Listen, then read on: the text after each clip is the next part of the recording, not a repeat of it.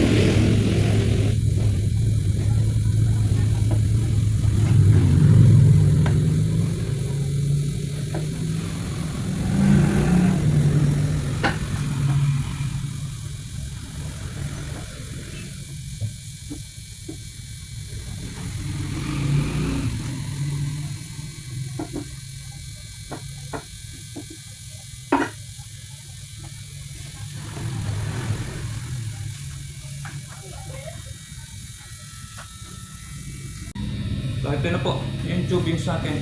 Natapos na po natin. No? Yan po. Ito yung para sa pump natin. So medyo masigip siya. So kailangan natin sunugin siya para mag-fit. So ito din, medyo masikip dito sa may adjustment. So sinunog din natin para mag-fit din siya papasok. And then cut lang po. Ito yung magiging adjustment ng flow natin. Yan po. Ito siya. Yan. Yan po. Kakabit na po natin dun sa may tank natin. So ito na po yung complete setup natin. Yan po, order po ng client natin. So kita nyo po yung stand natin dyan. Tubular po yung gamit natin. Always po tubular. Yan po. Napakinis po nyan. Ayan po. 1x2 na tubular yung ginamit natin.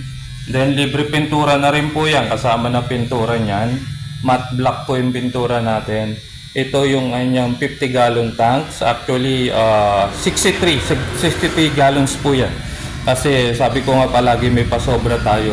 Sukat is 36 by 20 by 20 po. 20 lapad, 20 ang taas. Ayan po. Requested, pinalagyan ng brace dun sa ilalim. So nilagyan natin ng brace. And then yung sump nya. Ayan po yung sump nya. 3 feet po yung sump nya. Overflow. Overhead sump po yan. So ayan po. And then yung kanya na po, siya na po nag-provide ng pump niya. Nilagyan na lang po natin ng tubings. And then dito yung kanyang adjustment ng flow. Yan po.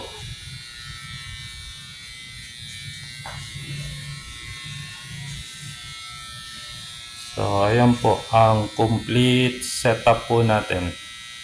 Ayan. So ayan po. Tapos na po natin yung order ng client po natin. So konting linis na lang po yan. Ready na for pick up. Taga Santa Maria po may-ari nito. So ayun po.